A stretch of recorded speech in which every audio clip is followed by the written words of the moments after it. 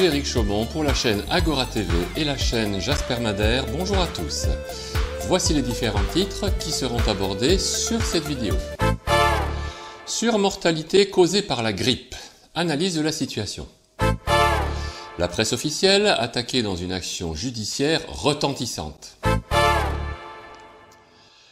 La surmortalité causée par la grippe, des faits parfois incompréhensibles. On nous annonce dans la presse que les crématoriums arriveraient à saturation. 230 morts de la grippe depuis le mois d'octobre seraient la cause de cet engorgement. 230 morts et environ 200 crématoriums en France. Ça ne fait même pas 2 morts de plus par crématorium. N'y a-t-il pas une erreur dans l'énoncé ? Nous n'avons aucune explication logique à part un enfumage de plus quant au nombre et à la provenance des morts. Les médias menteurs sont enfin attaqués. Je ne vous apprends rien, cela fait maintenant presque 3 ans que la presse officielle diffuse une incroyable quantité de mensonges pour couvrir les malversations des politiques qui nous dirigent de façon tyrannique. C'est effectivement un procès historique qui vise la presse aux États-Unis grâce à une action en justice déposée aujourd'hui par Robert Kennedy Jr. et plusieurs autres plaignants. Et là, c'est bien les informations liées au Covid-19 qui sont visées. Dans une interview en direct sur Tucker Carlson Tonight de Fox News, Robert Jr. Kennedy, président et avocat en chef des litiges pour Children Health Defense, défense de la santé des enfants, a annoncé que lui et plusieurs autres plaignants avaient déposé un nouveau procès révolutionnaire faisant réclamation antitrust et constitutionnelle contre les médias officiels. Tous les plaignants allèguent qu'ils ont été censurés, interdits, déformés, interdits par l'ombre ou autrement pénalisés par les entreprises Big Tech, partenaires du TNI, parce que les opinions et le contenu qu'ils ont publiés ont été considérés comme de la désinformation. Cela a entraîné une perte importante de visibilité et de revenus pour les plaignants. Il était temps que quelqu'un ose enfin s'attaquer à la racine du mal, la désinformation à outrance. Ursula von der Leyen, la présidente de la Commission européenne. Je vous en parle souvent en ce moment. Il faut dire qu'elle a de plus en plus de raisons de se faire des cheveux blancs, même si elle bénéficie aujourd'hui d'un salaire de plus de 30 000 €. En effet, Madame von der Leyen a négocié de façon secrète les contrats de l'Union européenne avec les laboratoires Pfizer. Rappelez-vous, ces contrats ont été négociés par texto et Madame von der Leyen a toujours refusé de révéler les contenus de ceux-ci.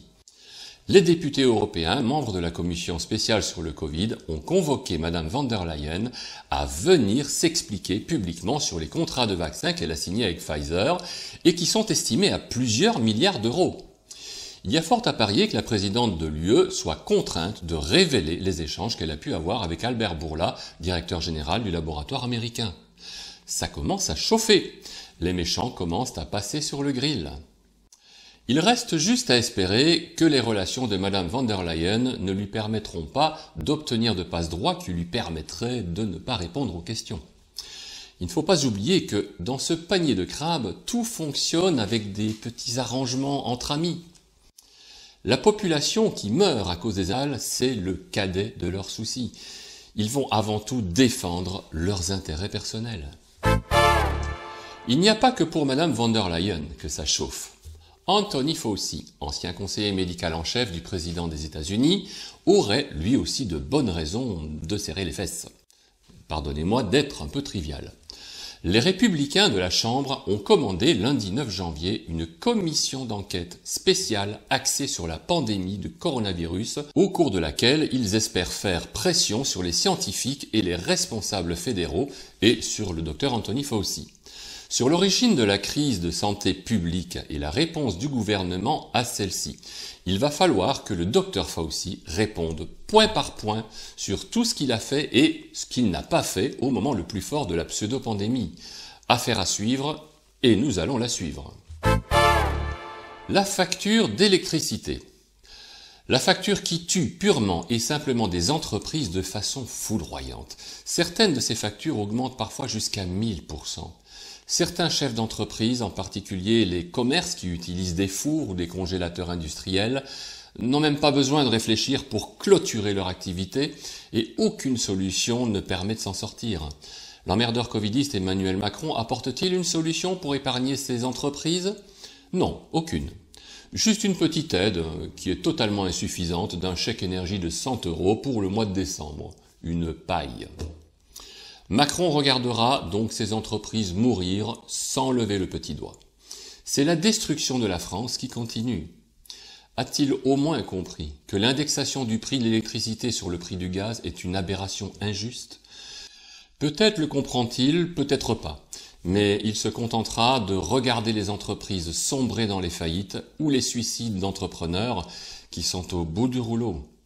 L'œuvre de Macron, soi-disant élu par le peuple, poursuit sa feuille de route et ne dévie pas d'un centimètre avec cet objectif clair et sans ambiguïté, détruire la France, son économie et son peuple. Nous vous le disons depuis plus d'un an, il faut prévoir quelques réserves alimentaires en prévision d'un éventuel blackout et d'une remise à zéro de l'économie mondiale. L'euro et le dollar sont amenés à disparaître très bientôt et les transactions financières vont être littéralement gelées pendant qu'une énorme économie fiduciaire se remettra en place. Si vous n'êtes pas convaincu, voici une nouvelle raison de mettre en place cette réserve alimentaire. L'inflation qui gronde va exploser à cause de toutes les ingérences de nos gouvernements, de l'Union européenne et des nouvelles politiques qui se mettent en place pour l'installation d'une gouvernance mondiale. Le prix des denrées alimentaires va augmenter dans les prochains mois et cela devrait suffire à motiver tout un chacun d'investir pour des denrées non périssables qui vous permettront d'épargner une partie de votre budget 2023. Orientez vos achats vers les aliments secs, légumes secs, pâtes, conserves, riz, blé, farine. Petit conseil, utilisez des bouteilles à goulot large pour la farine et le riz. Les haricots, les aliments seront à l'abri de l'humidité et des petits rongeurs et des prédateurs rampants. L'utilisation des emballages en millard peuvent aussi être utilisés, mais nous pensons que ce n'est peut-être pas utile de conserver les aliments pendant 15 ans. Nous n'en sommes pas encore là, je l'espère. Mais si vous n'avez pas de bouteille à disposition, c'est une solution.